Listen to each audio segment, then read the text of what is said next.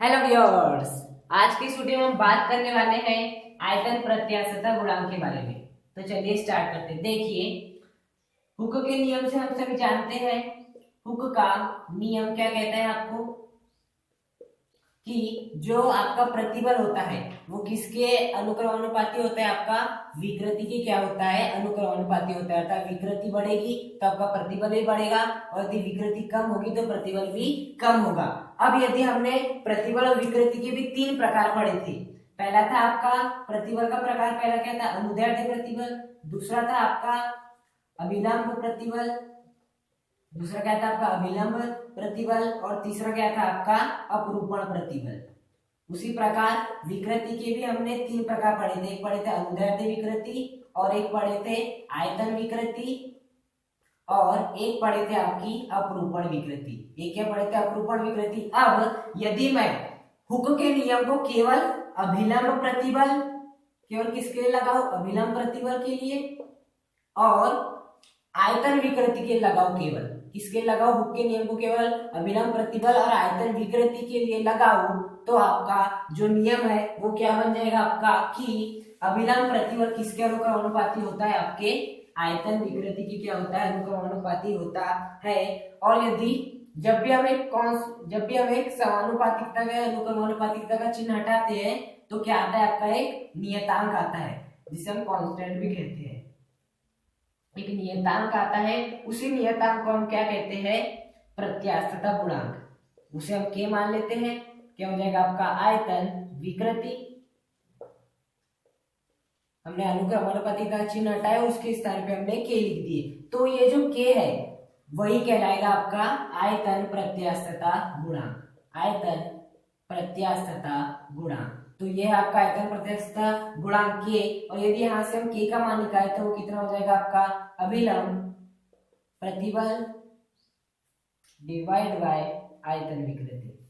अभिलंब प्रतिबल divide by आयतन विकृति, ये हो जाएगा आपका आयतन प्रत्यास्थता गुणांक के इज इक्वल टू। अब हम क्या करेंगे? इस आयतन प्रत्यास्थता गुणांक के लिए आपके सूत्र का निरूपण करेंगे। इसके लिए सूत्र क्या होगा? तो इसके लिए हम एक एग्जांपल लेंगे आपका। माना यहाँ ये क्या है? आपका एक पात्र है। यह आपका एक पात्र है जिसमें कि क्या भरा हुआ है? पानी भरा हुआ है, जल भरा हुआ है, और यहाँ एक प्रकार की क्या रखी हुई है? आपकी गेंद रखी हुई है। यहाँ क्या रखी हुई है? गेंद रखी हुई है। और इस पर क्या आरोपित हो रहा है? विरूपक बल आरोपित हो रहा है। वो भी कैसा विरूपक बल आरोपित हो रहा है? लंबवत। यदि आप देखिए यहाँ, अर्थात ये आपकी गेंद है और यहाँ विरूपक बल, तो यहाँ कितना डिग्री का कोण बनेगा? 90 डिग्री का कोण बनेगा। अर्थात इस गेंद पर जो आपका विरूपक बल लग रहा है वो कितना लग रहा है? आपका जो विरूपक बल लग रहा है वो कैसा लग रहा है? लंबवत लग रहा है। तो यहाँ जो विरूपक बल लग रहा है वो कैसा लग रहा है? लंबवत लग रहा है। लंबवत विरूपक बल है यहाँ पर।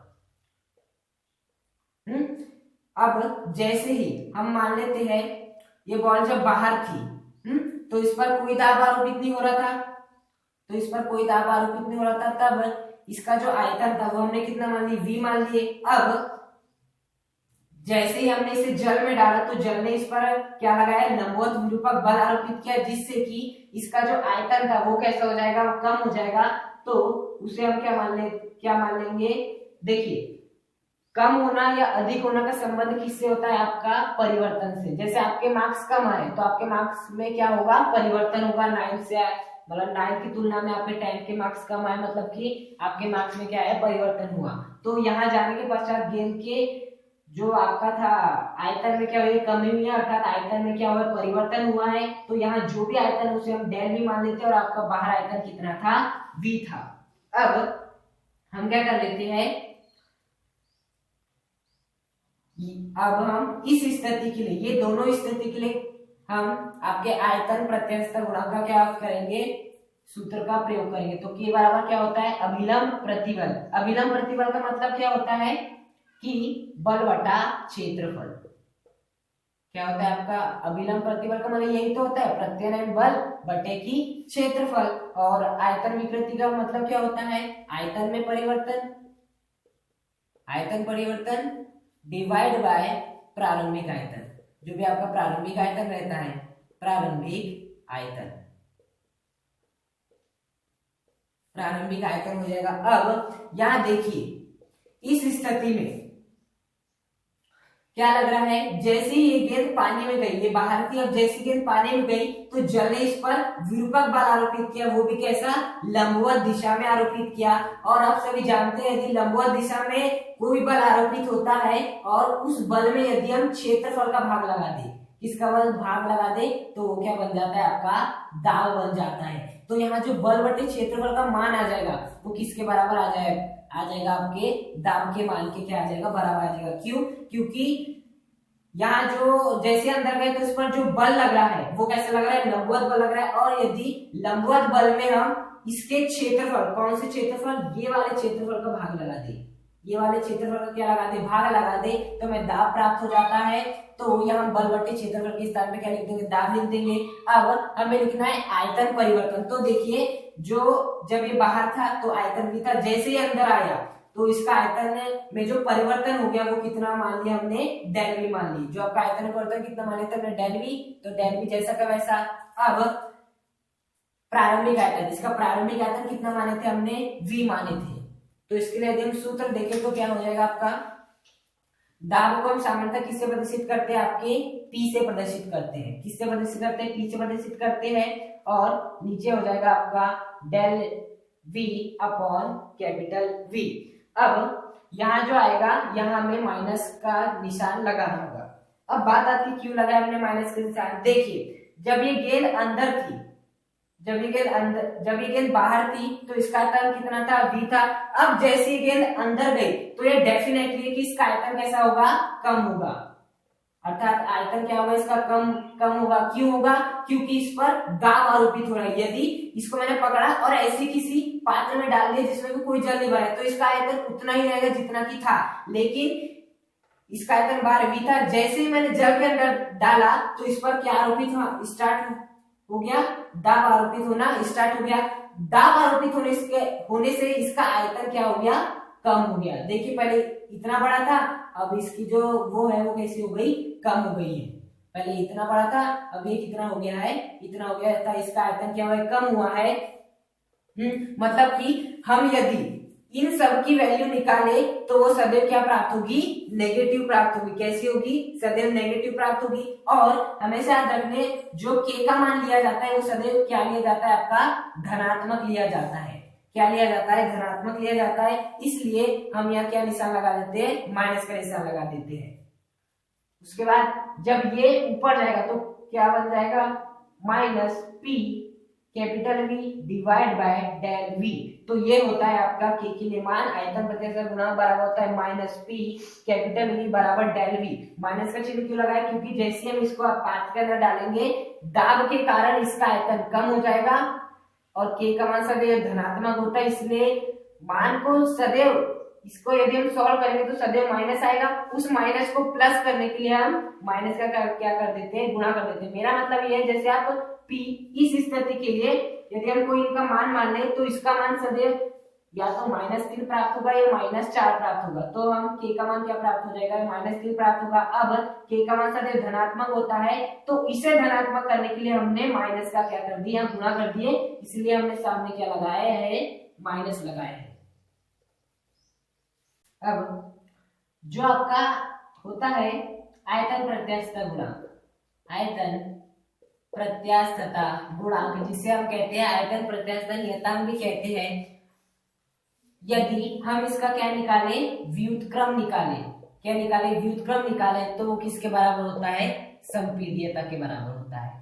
किसके बराबर होता है, संपीड्यता के बराबर होता है। अर्थात आपकी जो संपीड्यता होती है वो किसके बराबर होती है, 1 अपॉन आयतन प्रत्यास्थता गुणांक के बराबर होती है। अब यहाँ एक महत्वपूर्ण बात है, संपीड्यता का अर्थ, संपीड्यता का अर्थ होता है संकुचन, अर्थात कौन अधिक संकुचित हो सकता है, कौन अधिक सिकुड़ सकता है। यदि हम बात करें किसी ठोस की, जैसे आपका एक ठोस है, अब यदि इस पर आप दाब आरोपित करोगे तो यह उतना संकुचित नहीं होगा जितना कि आपका कोई द्रव होगा, जितना कि कोई आपका द्रव होगा।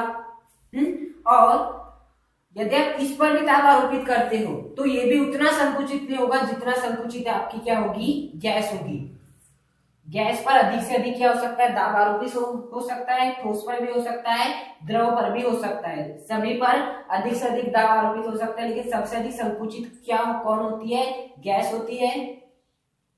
उसके पहले कौन होता है, आपका द्रव होता है, और उसके पहले कौन होता है, ठोस होता है। अर्थात ठोस जो होता है बहुत ही कम सिकुड़ता है, द्रव उससे ज्यादा सिकुड़ता है, और जो गैस सिकुड़ता है वो सबसे ज्यादा सिकुड़ता है दाब लगाने पर। अर्थात सबसे अधिक संपीड़ितता किसकी होगी, गैस की, फिर होगी आपकी द्रव की, और फिर होगी आपकी ठोस की। अर्थात यदि हम संपीड़ितता का क्रम देखें तो कुछ इस प्रकार से होगा, गैस, द्रव, ठोस, इस प्रकार का होगा क्या आपका संपीड़ितता का क्रम। पहले आएगा गैस की संपीड़ितता सर्वाधिक, फिर आएगी ठोस की, फिर आएगी द्रव की, फिर आएगी गैस की। अब जो होती संपीड़ितता वो किसके व्युत्क्रम होती है, आयतन प्रत्यास्थता गुणांक की। अर्थात यदि गैस की संपीड़ितता ज्यादा है, गैस की यदि संपीड़ितता ज्यादा है तो गैस का आयतन प्रत्यास्थता गुणांक कैसा होगा, कम होगा।